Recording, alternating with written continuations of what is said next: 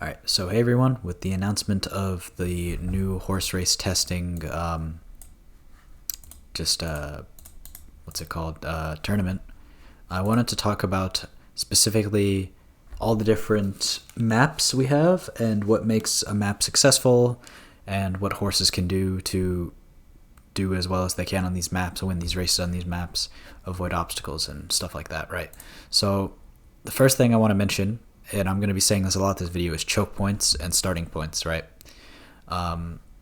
So obviously there's a lot of choke points, maybe not on this map, but on a lot of different maps. Like here's a big choke point. Here is another choke point. Choke is also here, and technically here, even though this one doesn't matter as much, and this one as well. And pretty much the thing with these choke points is pretty much I've talked about this race in particular a lot, and you can see like here I've talked about this little maneuver by red bouncing off of pink. Pink knocks into everyone right here. Specifically, this kind of combines both the idea of the choke point and the idea of the starting position, where because red is in the front, red is able to get an advantage and start a chain reaction here that keeps everyone in the starting point here.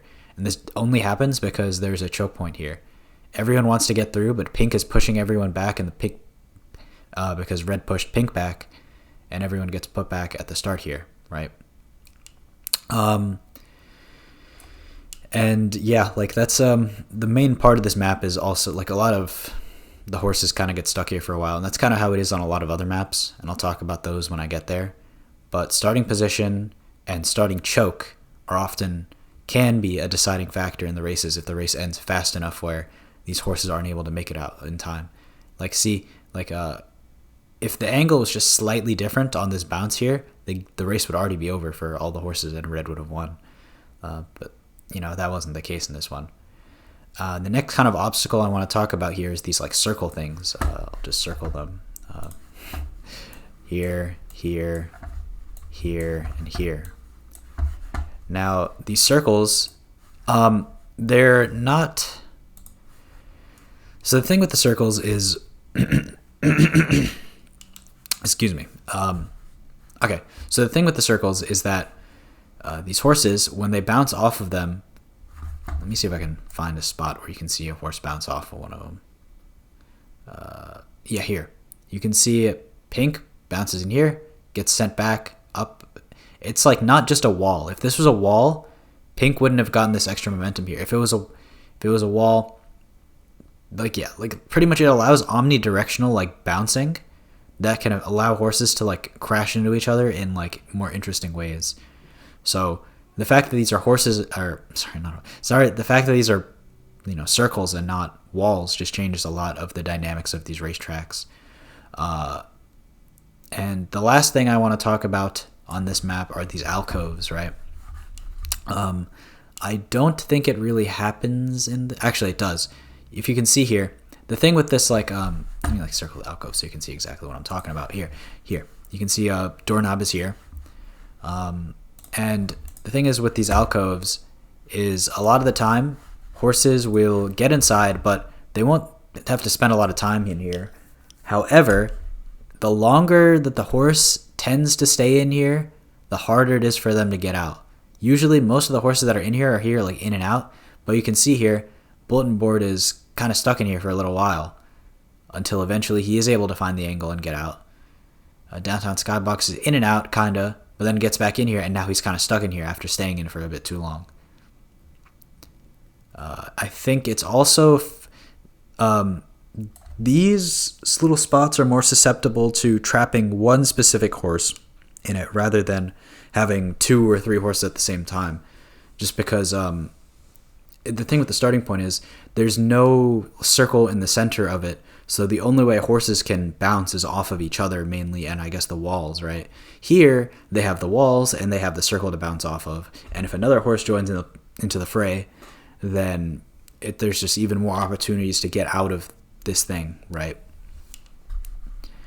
And that's kind of the main thing I really wanted to talk about on this map. I don't really want to spend a ton of time really just going over spending like a ton of time on each map because there's 5 of them I want to get to. So let's just move on to the next map. Okay, so here with E1, M2. So again, I'm going to note the starting positions and the choke point by the starting position. The interesting thing on this map is it has this little other smaller area here too.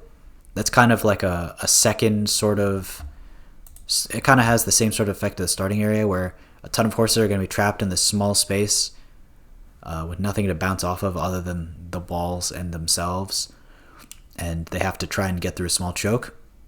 But I guess with this one, kind of has the added advantage of if a horse gets knocked, like let's say Doorknob was going this way, hits yellow, somehow yellow has the angle, right? And yellow's able to go here. They're just able to skip past everything, go this way, this way, this way. You know, like I'm just like kind of just going, well, yeah, whatever. Like you get the idea, right? They're way ahead of the other horses. They can get put in a good position in that way, right? We also have the larger circles in this map. These differ from the other ones because it's more surface area, more spots for these horses to connect with and bounce off.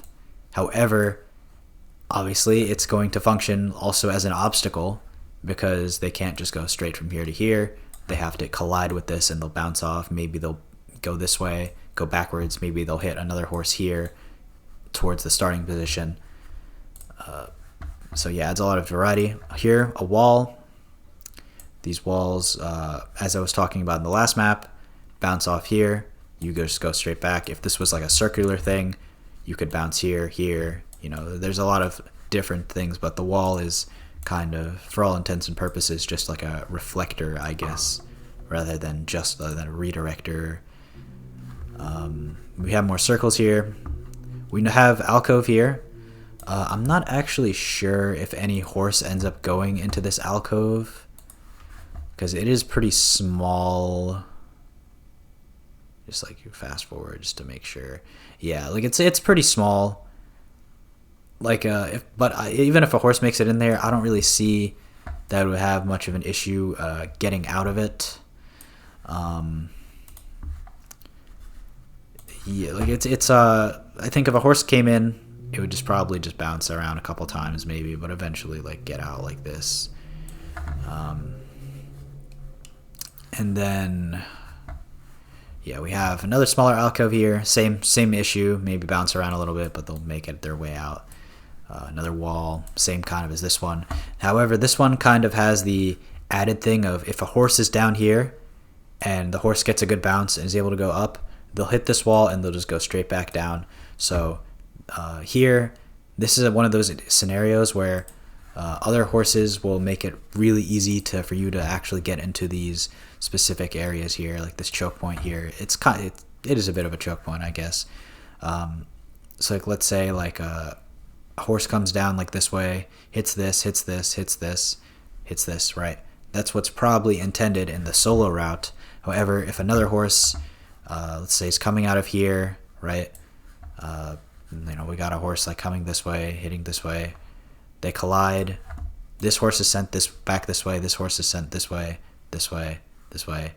You know, they're in the area. Maybe they're able to get to the carrot that way. But yeah, that's kind of mainly most of the things I want to talk about for this map.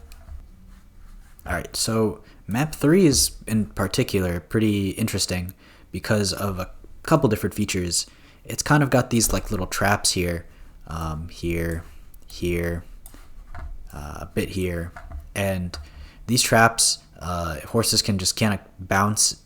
Like I know I'm not sure if this is the race, but there was one with a bit of controversy where these two, Yellow and Jovial Merriment, were both kind of stuck in this like area here. However you want to interpret what was going on there is up to you, but these horses are able to get in here and they're able to just stick around for quite a while and kind of impedes their progress. And another thing that I want to talk about here is notice how the terrain here is a lot more spikier. These edges here, even in the starting area, there's a lot more spiky edges. And pretty much what this means is instead of getting one bounce off on these walls here, they'll often like so here you bounce here, bounce here, bounce here, right? But here, if a horse collides, let's say a horse is going this way, horse collides here, right? They'll maybe end up going here and then end up going here. Whereas if this was like a straight wall, they might just go like this, you know? Or even then, even if they do that, they'll bounce into this wall, this. So the spiky terrain really changes how horses collide with the walls and just in general the obstacles. And yeah, like we can see here. Let me see if this is the race. Oh, you can actually see what I was talking about here. Like here, Doorknob is kind of kicking Pink down for a while. Kind of only just like once or twice, but yeah, we can see what goes on here. Yeah, Jovial Merriment, you can see Jovial Merriment is stuck down here for quite a while. Right here.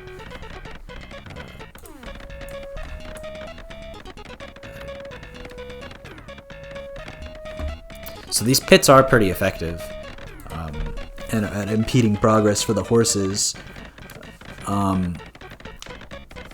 You know, a couple more of these like alcove sort of things here. I think that's pretty much everything I want to talk about on this map here. Alright, so map 4 is interesting because while it seems as if it's just really just simple, its simplicity is kind of the brilliance in its design, right? So if we look at the squares, right, the design of the square, instead of a circle, it's just kind of surrounded by 4 walls here. So kind of the collision, the way that these horses are going to go after collision is kind of standardized, right? Except if, you know, if you diagonally bounce here, you kind of get this stuff. But for example, like it's mostly standardized how these things are going to go. It's not as variable as it might be with a circle. And these like little lanes here, I remember on map 2, I believe, there's something similar going on with how there's 2 of the sort of circular areas, like with a starting area and then one other circular area that you could technically just go straight through with a really good with just a really good push. Here you can kind of bounce around up and down. Maybe someone will push you, and that does happen. But here you kind of need to, a lot of the time you do need to get that perfect line in order to make it through. Except here. Here you can't, there is no real perfect line here unless you kind of have to get angled. You kind of have to be affected by other horses in a way that really changes your angles in order to do this here, because normally you're not going to, you can't go straight into this, you can't go straight into this way, this won't work, right? You need either a horse to like knock you in there somehow, or you need to just bounce around just a ton until you're able to just get like a lucky bounce in. But yeah, this map's real brilliance is in its simplicity, because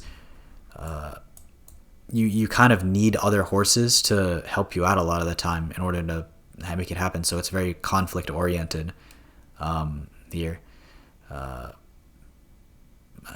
But unfortunately, it does make the races kind of take quite a while here. But they are interesting to watch.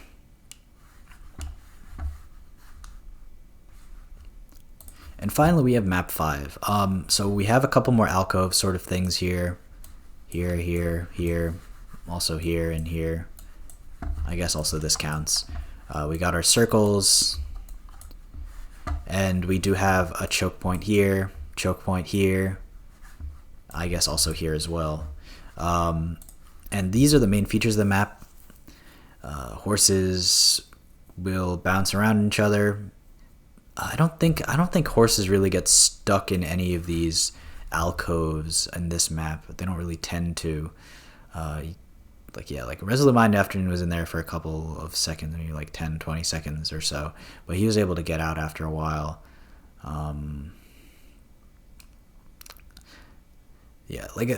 guess like sometimes horses do get stuck in the alcove, but they're usually able to get themselves out. They're not really stuck there for the whole race. I do remember when this race happened, there was some controversy with Jovial Merriment. People were saying like she was throwing, or that Jovial Merriman's pathfinding algorithm was shown here to be overly focused on finding the most direct path to the caret, and was kind of just stuck in this because of these, like this little gap here or something like that. But what's it called? I think this map, regardless of that, this map it's pretty solid. It's got a couple of features from a lot of the different ones. No real gimmick to it compared to some of the other ones. It's just kind of a mix of a lot of what makes other maps successful. And I think it's a pretty solid map. So, how can horses be successful on each map? Let's go back and let's take a look at each one and see what specifically each horse can do. So on this map, I think a good starting position is pretty key, especially like when you consider the maneuver that Resolute Mind Afternoon was able to do to Pink here. Getting and even also like even Pink, though Pink got hit with that, Pink was able to get kind of pretty far ahead early on too. A good starting position is pretty important for this one, especially because there's only one real choke point, and getting ahead means you can play a little bit of defense. You can do like stuff like this where he's just so far ahead, he's just kind of free to bounce around and look in. He could also play defense here. There's a lot of options here with a good starting position, and yeah, that's pretty much. I'd say starting position is a big deciding factor on map 1. Not to say it's the only factor, it's never the only factor, but I will say that is part of it, and what could let you get an easy win on this map. So this map, starting position also can be important. However, it's not as important as the first one. I think it's hard to say what exactly would be the best method for success on this map. I think it would be good to kind of stick with the other horses here, especially maybe not the whole time, but maybe in this end area. Or if you can get ahead, good, and just try and bounce your way in on your own. If not, like just kind of chill out here, wait for another horse to show up. Maybe you'll get a lucky bounce in. That's just kind of how it is with a lot of these maps with the choke point is not really easily enterable to get to the last caret here. So for this map, I would say most important thing, don't fall into the pits. Avoid pits at all costs. In this map, I think it would be beneficial to stay away from horses because the increased angles on the spikes allow more chances for bounces to happen without other horses having to interfere. So I think staying away from horses on map 3 is definitely the play. Map 4, I think good starting position would be good. I think, stay near other horses. Definitely this is one of the maps where horse collision is definitely very necessary. And it's kind of one of the only ways to really win on this map. You need another horse to just not be able to knock you into where you need to be. That's mainly it for this map. And it's kind of like how I said before, where map 5 is kind of a mixture of a lot of what makes other maps great. So a combination of a lot of what other map you can learn from other maps is able to be applied here, where stay away from other horses near the alcoves, and maybe more towards the end of the race you could be near more horses just to get more chances to really bounce into that caret there. The space is a lot more open, which allows more horses. Pretty much the more open the space, the more advantageous it is to allow other horses to be there, because you might have a more lucky chance to get into the position you need to get bounced to where you need to be in order to get to the caret, right? That's pretty much all of the maps. I'm probably not going to go over the nightmare maps because those probably won't be relevant in the tournament. However, maybe I'll talk more about maybe in another future video I'll talk more about specific horses and how the horses normally play. Maybe I'll go over some more old races. We'll see, but I think mainly I'm probably going to wait and see for the tournament, and I'll analyze the tournament as it comes. So stay tuned for that. But yeah, thank you all for watching, and I'll see you in the next one.